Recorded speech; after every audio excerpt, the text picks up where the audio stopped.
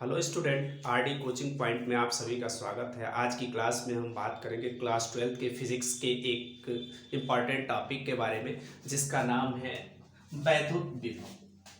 ठीक है, वैद्युत विभव के बारे में जानेंगे हम कि वैद्युत विभव क्या होता है, जिसको हम इलेक्ट्रिक पोटेंशियल कहते हैं। और इसके बारे में जानने की हम कोशिश करेंगे कि इलेक्ट्रिक पोटेंशियल क्या होता है। सपोज कर लीजिए कि आपके पास यह कोई वस्तु है जिसके एक सिरे पर प्लस क्यू चार्ज है और एक सिरे पर क्यू नॉट चार्ज है। ये सिरा जो है ये ए है, यह सिरा आपका क्या है, बी है। अब इसको हम इस आवेश को हम उठा के लाना चाह रहे हैं, एक बिंदु सी है इस पर।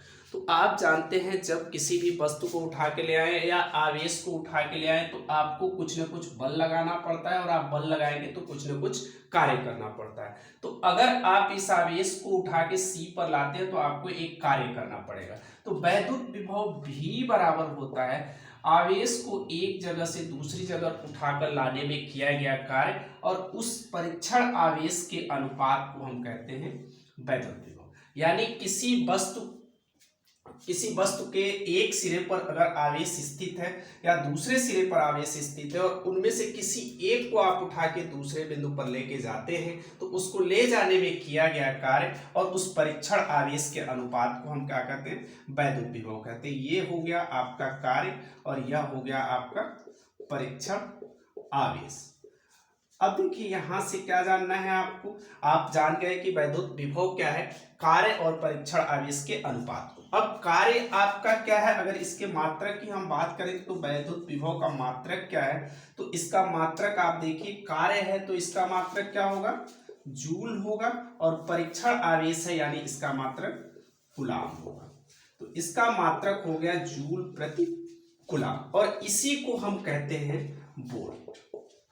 यानी वैद्युत विभव का मात्रक क्या निकल के आ गया, वोल्ट निकल के आ गया। ठीक है ना। तो वैद्युत विभव का फार्मूला आपने देख लिया, V = W/Q0, कार्य अपान परीक्षण आवेश, इसका मात्रक जूल प्रति कूलाम या वोल्ट होता है। ठीक है ना। आपने सूत्र जान लिया, मात्रक जान लिया। अब इसमें हम जानने की कोशिश करेंगे कि इसकी बीमा कितनी होती है। बोर्ड एग्जाम में आपसे 1 नंबर में इसकी बीमा पूछ लेता है, तो बीमा आपको याद नहीं करना है, बीमा आपको निकालने आना चाहिए कि बीमा कैसे निकालते। आपके पास क्या है, V = J/C, जूल प्रति कूलाम, और जूल आपका क्या है, जूल प्रति कूलाम। ठीक है। अब जूल का ऐसा कोई भी बीमा नहीं है कि आप सीधे जूल को इसमें रख दें और इससे आप आसानी से निकाल पाए। आप क्या जानते हैं, V = W/Q0। W आपका होता है F × S, बल गुणे बल की दिशा में विस्थापन, और आवेश जो आपका होता है यह होता है धारा गुणे समय। ठीक है। अब बल को भी आप क्या लिख सकते हैं, M × A × S, ये विस्थापन है, और ये I × T ऐसे ही रहेगा। ठीक है ना। अब देखिए आप यहां से क्या कर सकते हैं, M द्रव्यमान है तो द्रव्यमान का मात्रक kg हो गया, A त्वरण है तो इसका मात्रक मीटर/सेकंड² होता है, और यह आपका विस्थापन है तो इसका मात्रक हो गया मीटर। धारा है तो इसका मात्रक एम्पियर होता है, और ये T है तो इसका मात्रक सेकेंड होता है। अब इसी को हल कर लेंगे हम, क्या मिला हमें, kg मीटर × मीटर मल्टीप्लाई कर लीजिए, मीटर² हो गया, ये नीचे आपका सेकेंड आ जाएगा तो ये एम्पियर सेकेंड की क्यू हो गया, यानी kg मीटर² एम्पियर सेकेंड क्यू। अब इसी को आप इसका बीमा लिख लीजिए, kg के लिए आप कैपिटल M का प्रयोग करते हैं, M के लिए L का प्रयोग करते हैं, और एम्पियर के लिए कैपिटल A, और इसके लिए T। ठीक है, ये आपकी बीमा हो जाएगी mL²A/T। अब इसी को आगे हम इस तरीके से सॉल्व कर लेते हैं, mL² T पर -3 और A पर -1, और यह आपकी बीमा हो जाती है वैद्युत विभव की। वैद्युत विभव की अगर आपको बीमा गणना करनी है तो इस तरीके से आसानी से आप क्या कर सकते हैं, इसके विभव की गणना कर सकते हैं। और यह तरीका होता है आपका बीमा की गणना करने के लिए। वोल्टेज है, सीधा आपको ऑब्जेक्टिव में पूछा जाता है कि निम्नलिखित में से वैद्युत विभव की बीमा कौन सी है। तो जो भी आपका बीमा होगा उसको आप सही देख के टिक करेंगे और इसमें आपको आसानी से किनारे आप पेंसिल से, पेन से कहीं किनारे कर सकते हैं जिससे कि गलती ना हो। अगर याद आप करते हैं तो याद करने में हो सकता है यहाँ पर 3 आप कर दें या यहाँ पर 3 कर दें, जिससे कि ये आपके गलत होने के चांसेस ज्यादा रहते हैं। ठीक है ना। तो इस तरीके से आप वैद्युत विभव की बीमा को कैलकुलेट कर सकते हैं और आप 1 नंबर आसानी से सही कर सकते हैं। ठीक है ना। तो ये हो गया वैद्युत विभव की बीमा की गणना, जो आसानी से हम क्या कर पाते हैं, निकाल पाते हैं, बहुत मुश्किल नहीं है। अब देखिए वैद्युत विभव की बात हो गई, इसके मात्रक की बात हो गई, इसके बीमा की बात हो गई। अब हम यहां देखेंगे कि बिंदु आवेश के कारण, बिंदु आवेश के कारण वैद्युत विभव, किसी भी बिंदु आवेश के कारण अगर हमें वैद्युत विभव की गणना करनी है तो हम कैसे करेंगे। सपोज करिए कि आपके पास यह आपका एक O है और ये आपका B है। ठीक है ना। O से R दूरी पर एक वस्तु स्थित है या एक बिंदु स्थित है जिस पर हमें क्या करना है, इसी बिंदु पर हमें V निकालना है। ठीक है ना। यहां से O से B के बीच की जो दूरी है यह दूरी आपकी x है मान लीजिए। ठीक है ना। और यहाँ जो आवेश है ये आपका प्लस क्यू है और यहाँ भी आपका जो आवेश है वो प्लस क्यू है।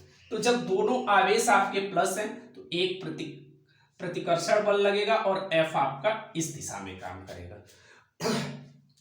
अब इस Q को हम उठा के इस बिंदु C पर लाए और इस C से B के बीच की जो दूरी है यह dx है।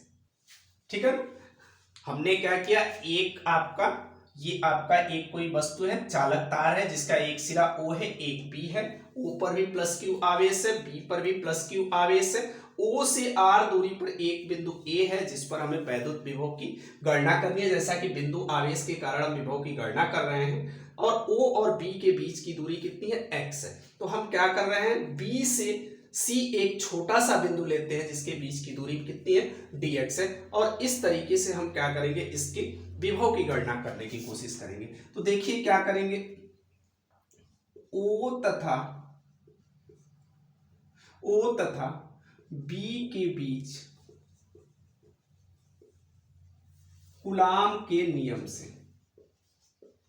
ठीक है, यहां पर इस आवेश को Q नॉट अगर हम मान लें तो लगने वाला बल F equal to 1/4 pi epsilon nought Q nought upon x square, यह हो जाएगा आपका इक्वेशन 1। यानी इन दोनों के बीच लगने वाला जो बल है वह कितना हो जाएगा, 1/4 pi epsilon nought Q nought upon x square. अब देखिए B से C तक आवेश को लाने में किया गया कार्य,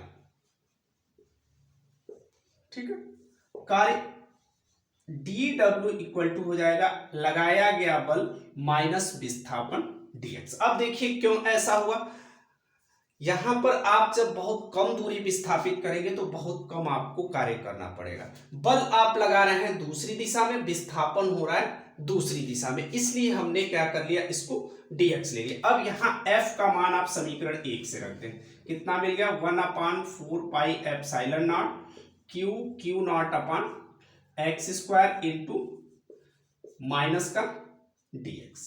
ठीक है, ये चीज आपको मिल गई। अब आप यहां से ऐसा भी लिख सकते हैं, Q nought upon 4 pi epsilon nought into dx upon x square, और इसका जो माइनस है वो माइनस हमने यहां पर ले लिया। यानी dw इक्वल टू कितना बन गया आपके पास, dw इक्वल टू बन गया minus Q nought upon 4 pi epsilon not dx upon x square. अब देखिए इस तरह की अगर समस्या आपके सामने आ जाती है तो इसको हल करने के लिए हम क्या करते हैं, इसके लिए आपको मैथमेटिक्स का समाकलन चैप्टर आपने अगर पढ़ा हो तो वहां से हम क्या करते हैं, दोनों पक्षों का दोनों पक्षों का समाकलन कर लेंगे। दोनों पक्षों का जैसे ही समाकलन करेंगे, देखिए क्या हो गया, यह हो जाएगा dw और ये हो जाएगा आपका minus Q q nought upon 4 pi epsilon not dx upon x square. अब यहां से देखिए क्यू क्यू नॉट अपान 4 पाई आपका क्या रहता है, कांस्टेंट है, और क्या बच गया माइनस dx अपान एक्स स्क्वायर। अब यहां पर हमें लिमिट चाहिए। जब हम कोई काम नहीं कर रहे थे तो आवेश अपनी जगह पर स्थिर था, यानी उस स्थिति में ये कितना था, 0। जैसे ही हमने W कार्य किया, ये कितना कहां पहुंच गया, R पर पहुंच गया। इसका आप इंटीग्रेशन करेंगे तो ये आ जाएगा W lower limit minus upper limit equal to q q nought upon 4 pi epsilon nought, और इसका इंटीग्रेशन करेंगे तो ये आ जाता है 1 अपान एक्स 0 टू R। ये कैसे आता है, ये आप इसको ऐसे कर सकते हैं, एक डेरिवेशन मैथमेटिक्स का होता है, dx अपान एक्स स्क्वायर अगर दिया हो तो इसको हम इतना लिख सकते हैं x की -2 dx। अब इसका हम इंटीग्रेशन कर लेंगे तो ये आ जाएगा x की पावर -2 + 1 -2 + 1, ये हो जाएगा x की पावर -1 अपान -1, यानी ये आपका हो जाएगा -1 अपान x, और यहां पर आपका कितना आ जाएगा -1, और एक माइनस आपका ये पहले से है, ठीक है ना। तो अब ये आपका क्या बन जाएगा, Q q nought upon 4 pi epsilon not 1 upon x की पावर ये 0 टू R, और ये आपका W है। अब इसमें आपको बहुत कुछ सोचना नहीं है, आप लिमिट रख दीजिए, आपको वैद्युत विभव मिल जाएगा। लिमिट देखिए कैसे रखा जाएगा, लिमिट रखना है, इसके लिए आप सबसे पहले क्या करते हैं, upper limit minus lower limit करते हैं। यानी अगर आप यहां लिखें तो ये हो जाएगा W minus 0 equal to q q nought upon 4 pi epsilon nought, और ये हो जाएगा 1 अपान R माइनस 1 अपान 0, ठीक है। अपर लिमिट हमने रख लिया माइनस लोअर लिमिट, ये हो जाएगा W, और ये हो जाएगा आपका Q q nought upon 4 pi epsilon nought into 1 अपान R, या इसी को हम इतना भी लिख लेते हैं 1 upon 4 pi epsilon nought into Q q nought अपान R। तो किया गया कार्य आपने क्या कर लिया, कैलकुलेट कर लिया कि आवेश को अगर उठा के एक बिंदु से दूसरे बिंदु तक अगर आप ले जाते हैं तो उस स्थिति में किया गया जो कार्य है कितना हो जाएगा, 1 upon 4 pi epsilon not Q q nought upon R। अभी हमें विभव नहीं मिला है यहाँ पे, लेकिन हमें कैलकुलेट क्या करना है, वैद्युत विभव कैलकुलेट करना है। तो विभव निकालेंगे, चूंकि विभव